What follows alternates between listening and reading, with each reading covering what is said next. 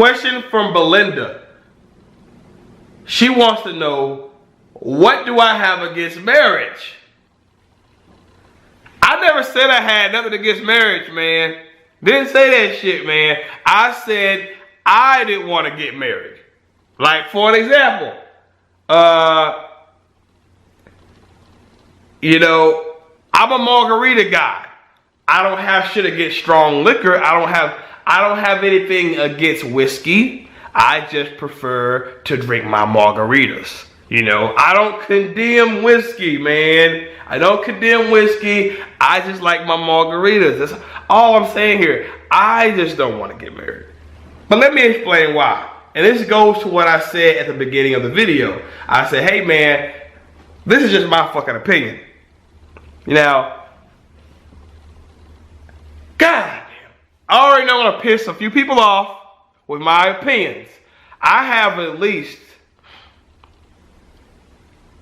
let me just put it like this, okay? And I'm gonna leave this shit alone. So I already know I got those people that are gonna agree with me, right? And then I'm gonna have those people who's kind of caught up in the middle. And then I'm gonna have those people who like, fuck you, Chris. I don't fucking agree with you. Fuck you, fuck you, fuck you. At the end of the day, guys, it's just my opinion. Long story short, you know, I reflect on my life a lot. When I be on Instagram hashtagging and reflect on life, I really mean that shit. I am always deep in thought. I like to calculate every move I fucking make.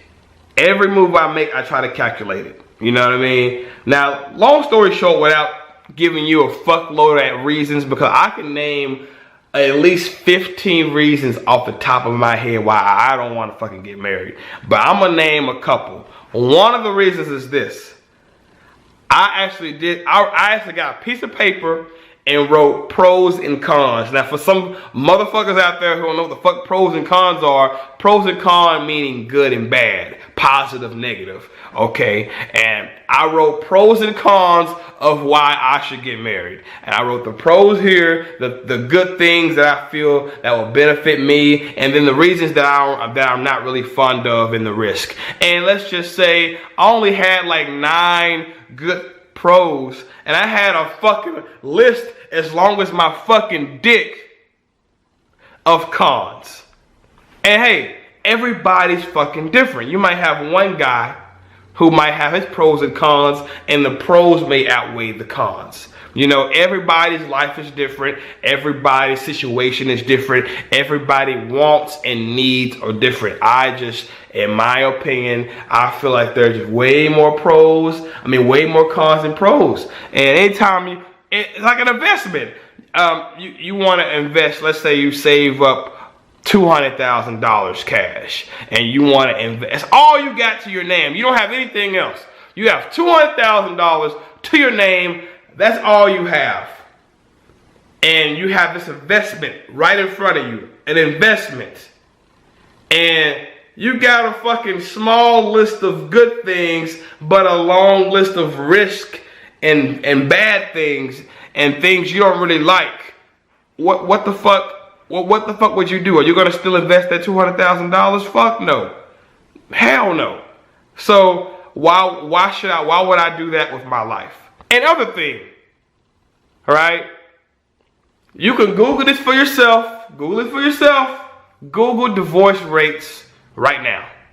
Divorces are 40 to 50%. That is fucking terrible.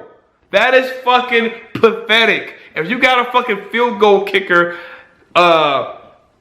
with a 40 to 50% percentage of completed field goals, that motherfucker's gonna lose his job. That is fucking terrible. That's like that's like people ordering clothes from pumpchasers.com and you only get a 40 or 50% chance of receiving your fucking order. I will be out of fucking business. People will be like, damn, we're not even getting our orders. What the fuck? You got a 40 to 50% chance of getting your order? That is fucking terrible.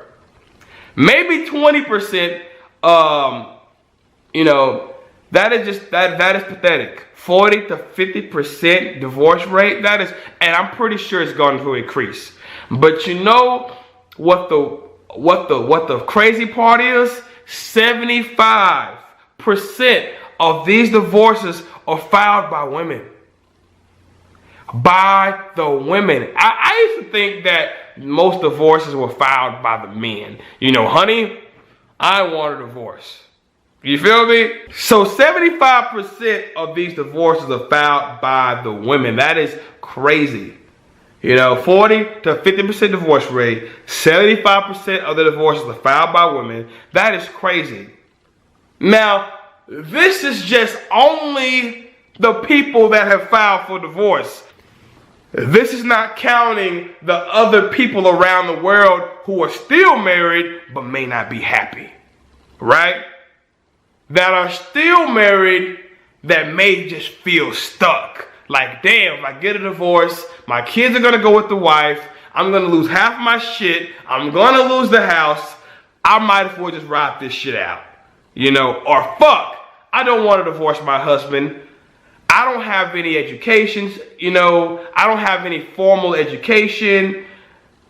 I got all these fucking kids by him. My body ain't what it used to be. I'm over 40. I might as well just stay with this guy even though I'm not happy. So you got the 40 to 50% people who get the divorce. Then you got that other potential half that are still married but may not feel happy and fulfilled. So many of you might recognize that voice or that person. That's Chris Jones. He is a semi-famous YouTuber. He runs a channel called Pump Chasers. He is a bodybuilder and primarily a businessman who's involved in fitness and coaching, weight loss, bodybuilding coaching, etc. And he does a good job. I like him a lot. I have a lot of respect for the guy. But I'm not going to be talking about his bodybuilding or what have you. He has good genetics, whatever. The point of that clip and the point of this discussion is a phenomenon I think that will be growing. You see, Chris Jones is not mgtow or anything like that. He's a businessman. And as he enunciates in that clip, he makes it clear that he's looking at the perspective, or rather the prospects of marriage from the perspective of a business deal. He is a businessman. I think this, of course, gives him an advantage. What are the pros and cons? The chances of failure, the fact that women initiate a divorce at a much higher rate than men. And he draws certain conclusions. I mean, the clip goes on. I will be posting a link to this particular video on his channel. But the point I'd like to make here is that I would call this the common sense awakening. Because, let's be honest, most people are not interested in esoteric evolutionary psychology or evolutionary biology or anything along those lines. They just kind of look at the numbers. Now, I think why this is so relatable to people, to the common man, is the analogy of business, his own business regarding delivery. I can also offer the analogy, say, of Amazon. Amazon is one of the most popular online order and delivery services in the world. There are German branches, French branches, Dutch branches, American. There are a whole bunch of them. Now, imagine if Amazon had a 50% failure rate, and 70% of the time, or in this case, 75% of the time, they sent you a message saying, well, fuck you, we're not going to deliver even though you paid us to deliver the product. Amazon would go out of business. Now, what I see going on here in many cases is a type of cognitive dissonance. Something that Chris Jones, I think, understands quite well. He's not cognitively dissonant in this case because he's a businessman. He looks at everything from a perspective of calculation. You know, will this be a good investment? And most people do have that type of common sense, of course, when they order a product from Amazon or go to a restaurant. If the food takes 40 minutes to arrive and it's not the best food in the world, you're probably not going to be very impressed by the service, and you're not going to return, and you might not tip them very well or whatever. In the very common sense world, people know a good deal from a bad deal, and that's particularly true of men. But I think what we're seeing, and this has been ongoing, is a kind of common sense awakening. Because Chris Jones is not mgtow. He doesn't know about this stuff. He probably doesn't even know what mgtow is or even care if he does. He just wants to run his business and make money. That's his primary goal in life, which, is fine. But the point is that you don't need to know all the esoteric stuff, really, to know that marriage, at least from a business perspective, is a bad deal. And what I see interfering here in the analysis of, what marriage is and how good it is frankly that people have too much emotional investment in marriage. They don't look at it as anything akin to a business deal or ordering products or what have you. But when you do that, I think there's some real potential for common sense to kick in and to realize that there are so many risks involved that, why risk it in the first place? As he pointed out, if you have $200,000 and the risks to an investment outweigh the positives, why would you invest that money? It doesn't make sense. Generally speaking, when one does business invest money, there needs to be a relatively good outcome to it. Well, most of the time at least. But people don't look at relationships, in particular marriage, like that. Of course, all this arose when his ex-girlfriend wanted to get married. He said no, and I think they parted ways amicably. But this is not even a red pill awakening. This is just common sense. And I think increasingly, and people have been saying this for years, but this is kind of big news when a really big YouTuber, a well-known bodybuilder, and a proficient businessman makes a statement like this and just points it out. I mean, notice it in the comment section, nobody really, there were some women saying something along the lines of, you just haven't found the right one when you meet a real woman, whatever. But you just don't know. He goes on to say later that people's feelings change. And all these things factor into this. So even though I sometimes have to doubt the impact of mgtow per se, men going their way as an acronym and the somewhat esoteric knowledge that might be associated with it, people in the mainstream, such as Chris Jones, have a good head on their shoulders, and they realize, especially when they're businessmen, what a bad deal is and what isn't a bad deal. Not everyone's like that. Some of you might know Rich Piana. He wasn't like that, although he did catch his wife before things really went to shit. And this might be enough to drive the marriage rates down. If anyone cares about marriage reform, and I'm pretty indifferent to that, well, this could be a reason for it. He also cites, he doesn't call them that, Chris Jones, of course, cites cheaper to keeper marriages. So it might not be that we need a red pill awakening in the extreme sense, which is to say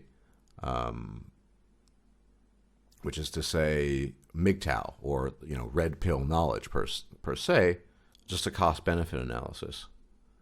And people don't like that because it sort of depersonalizes things, I suppose. But honestly, these days, who in his right mind would really look at the cost benefit analysis and say, oh, that's a great deal?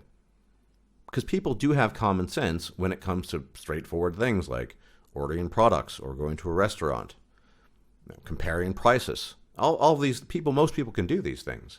For some reason, for obvious reasons, because of our evolutionary history, they don't do it when it comes to romance. And I think in the case of Chris Jones, he does have that distinct advantage that he is a businessman. And so he looks at it from that angle. Not every man does that. However, I think there is some hope in the sense that there's this common sense principle that men can apply here.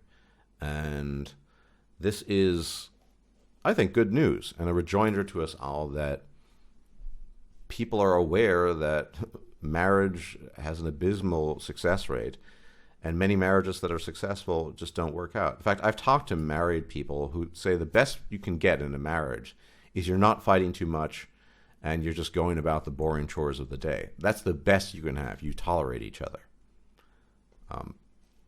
That doesn't sound all that great, at least to me. And there are far, far worse case scenarios than that, of course. But the common sense awakening, I think, is a much more likely event and a much more likely thing to happen than a red pill awakening. Not everyone wants to deal and delve into the esoteric nature of human beings and male and female intersexual conflict. You just can say, look, 70 or 75% initiated by women, 50% failure. What about all the others that are cheaper to keeper? And I remember an older video of Coltane's where, at least there's one stat cited where only 13% of marriages are happy marriages. Why on earth would anyone take that risk if they're aware of these things? I think we're going to continue to see marriage rates drop, especially when mainstream people who are not affiliated with mgtow, just normal people like Chris Jones, who tries to be as inoffensive as possible. You know, I like margaritas. I have nothing against hard liquor. It's just not for me. Obviously, he's trying to appease, appeal to people. I get that. But, any businessman worth his salt can look at that and say, no, not a good deal. None of us would be shopping at Amazon if we had those rates, failure of delivery rates, along with the, intentionality of, oh, you're not going to get your product because we don't want you to get it. Just a rejoinder, gentlemen, I do think it is important to be aware of the effects of, I wouldn't say red pill knowledge, but common sense in the mainstream. This is, in some sense, completely unrelated to mgtow. On the other hand, it is related. So this is good news, I think, and like I said, I like Chris Jones, and I wish him luck. And may the common sense awakening spread further, because it is common sense at the end of the day. Everyone take care and enjoy the rest of your week. Bye-bye. If you liked this video, please like, share, and subscribe. And if you enjoy my content, please consider making a donation or becoming a patron. Thanks for watching.